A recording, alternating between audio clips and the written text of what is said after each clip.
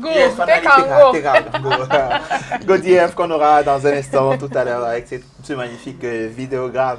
Coach Bertrand Chida, bonjour, bon début de semaine. Bonjour Christian, bonjour Manda. Good morning, Coach. Bonjour à tous les téléspectateurs de STV. Voilà. Absolutely. Coach, quick question. When you got your wife, is that how they give to take her and go?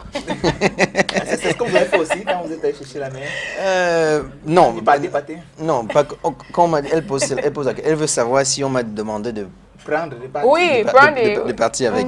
Bon, ben, c'est. On n'a pas demandé ça.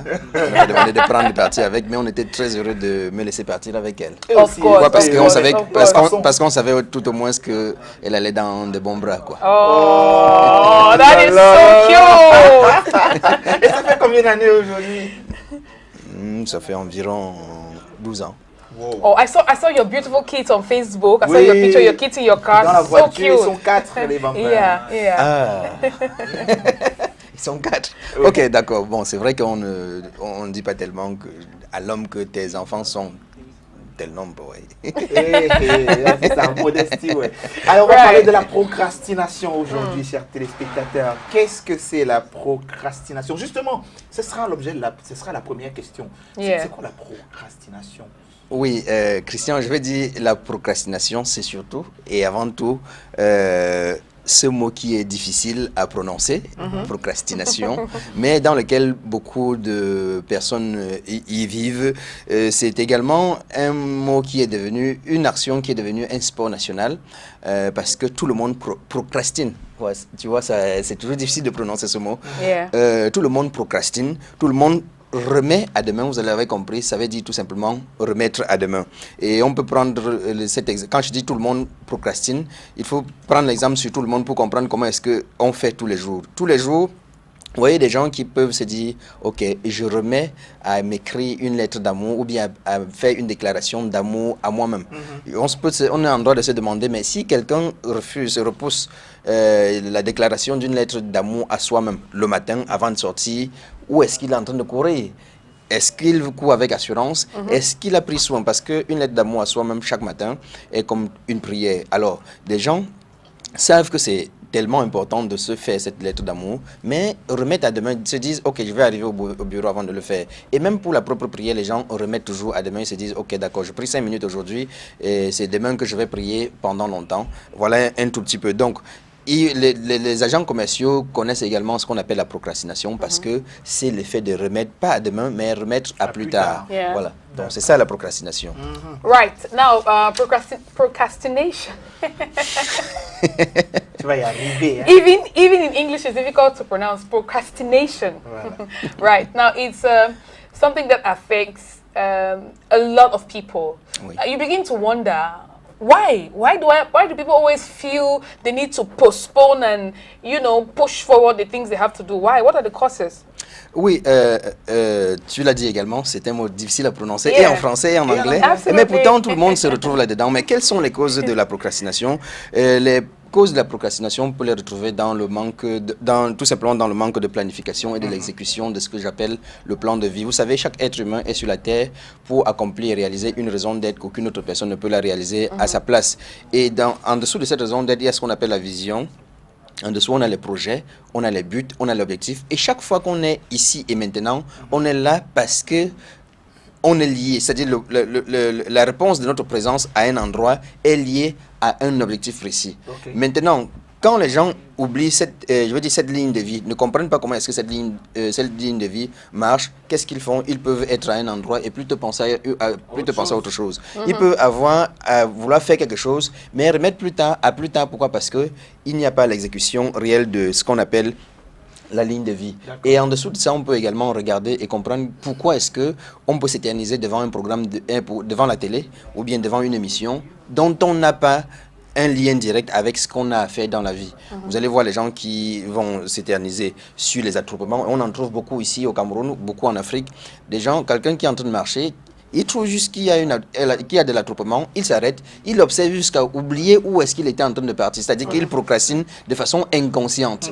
C'est différent de ce que nous voyons en Occident. Pourquoi? Parce que là-bas, on est objectivé par quelque chose. Dans l'ici et maintenant, c'est toujours lié à un objectif. Et je vais tout simplement dire que je n'ai jamais vu quelqu'un qui s'est enrichi rien qu'en observant des choses qui ne lui apportent rien de façon objective.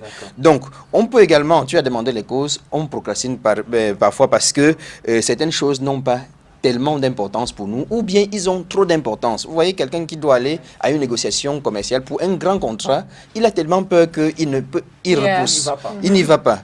Ou bien, ça veut dire, il a peur de l'échec, c'est très important. Ou bien quelqu'un qui va à un rendez-vous de rien du tout, qui pense à un rendez-vous de rien du tout, il n'y va pas parce qu'il n'y accorde pas d'importance. Donc, on peut procrastiner parce que cette chose compte tellement pour nous, ou bien que ça ne compte pas effectivement pour nous.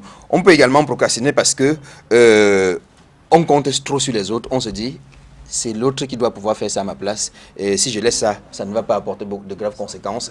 Et telle personne, il va faire ça à ma place. Donc voilà un peu pourquoi est-ce que certaines personnes réussissent à procrastiner. Voilà, on connaît les causes. On connaît même aussi les conséquences parce qu'il y a cet adage qui dit que qui remet à demain trouvera mal en chemin. Alors maintenant, qu'est-ce qui nous amène toujours à procrastiner? Pourquoi le faisons? Pourquoi arrivons-nous toujours à le faire? Oui, c'est une très bonne question, Christian. C'est-à-dire qu'on connaît les causes de la procrastination, on connaît même les conséquences de la procrastination, mais comment est-ce que l'on peut arriver à connaître les causes et les conséquences et réussir toujours à procrastiner? Bon. That's a good question. Donc, je vais dire que on peut le faire par peur. Peur de mal faire. C'est-à-dire, on procrastine, on est conscient qu'on est en train de procrastiner parce qu'on a peur de mal faire. That happens to me. Parce qu'on a peur de l'échec, parce qu'on a peur de l'échec, parce qu'on a peur du succès, parce qu'on a peur du jugement des autres et même du jugement que l'on doit avoir pour soi-même. Et pour cette raison, vous allez voir que on aura peur de laisser l'acquis pour aller à l'inconnu. On aura peur de laisser l'acquis pour aller à l'inconnu. On préfère la sécurité de l'acquis, de ce que l'on a, même si c'est petit, qu'une possibilité de pouvoir sauter à l'inconnu et d'échouer.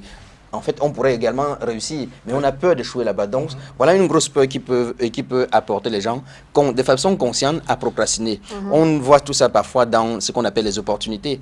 Vous savez, les opportunités sont tous les jours devant nous, mais jamais les gens ne vont à la cueillette de ces opportunités parce qu'ils ont peur. Et le remède à la peur, c'est quoi? C'est tout simplement étudier l'environnement. Je dis très souvent que la peur, on ne chasse pas la peur. La peur est tout simplement synonyme d'un environnement qui est dommageable. C'est-à-dire qu'on n'a pas assez de connaissances sur l'environnement. Et pour ça, on peut pouvoir procrastiner. On peut également procrastiner en conscience parce que on a une mauvaise estime de soi. Et vous voyez d'ailleurs pourquoi je développe très souvent ici le travail sur l'estime de soi.